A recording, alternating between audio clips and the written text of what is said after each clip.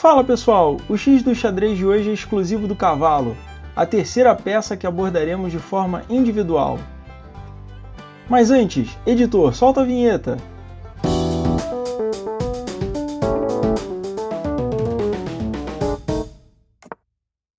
Pessoal, antes de começarmos, peço seu like e a sua inscrição no nosso canal para nos ajudar com a relevância e a produção dos vídeos. Se já é um inscrito, lembre-se de ativar o sino para receber as notificações.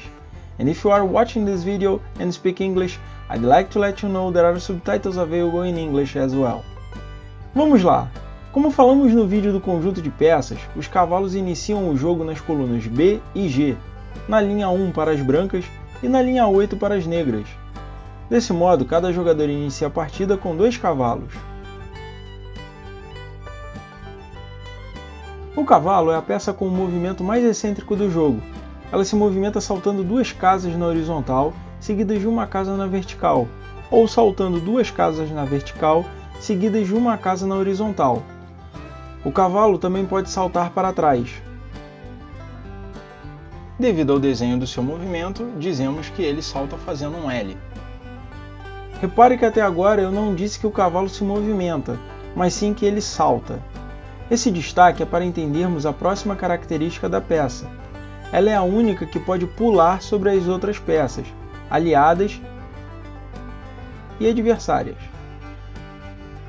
Apenas deve ser observado que a casa onde o cavalo irá finalizar o movimento deve estar vazia ou com uma peça adversária. No caso de ser uma peça adversária, o cavalo poderá realizar a captura.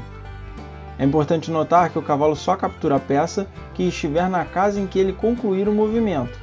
Nada de querer bancar o esperto e fazer a limpa nas peças do coleguinha.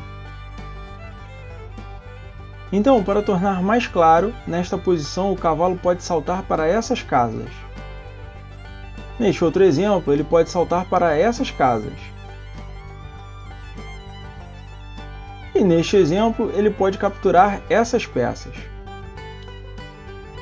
Outro jeito simples de ensinar o movimento do cavalo é movendo uma casa como a torre se move, e mais uma casa como um bispo. Se você aprendeu o movimento do cavalo de outra forma, deixe abaixo nos comentários. Mas será que os movimentos do cavalo sempre foram esses? É melhor voltarmos no tempo. Retratos da história.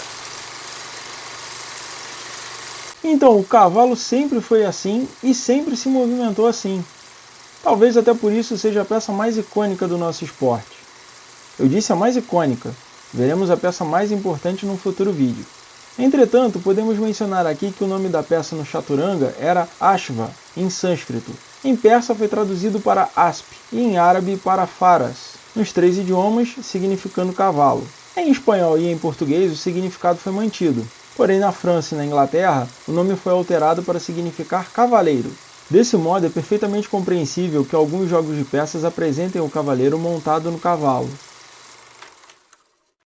Quanto à estratégia, o cavalo é uma excelente peça em posições fechadas, que são aquelas nas quais os peões tendem a bloquear os movimentos das outras peças. Em posições assim, o cavalo pode saltar sobre as peças e invadir o campo adversário. Os cavalos também são excelentes defensores, tanto protegendo o rei,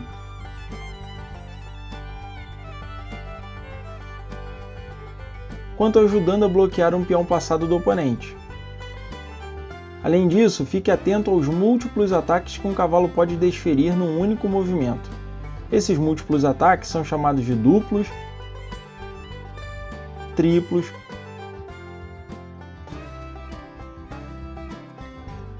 quádruplos, enfim, faz menção à quantidade de peças que um único cavalo ataca de uma só vez.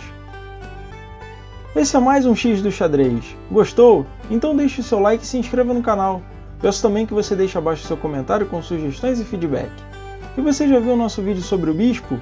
Então clique nesse card aqui e dê uma conferida. Tchau!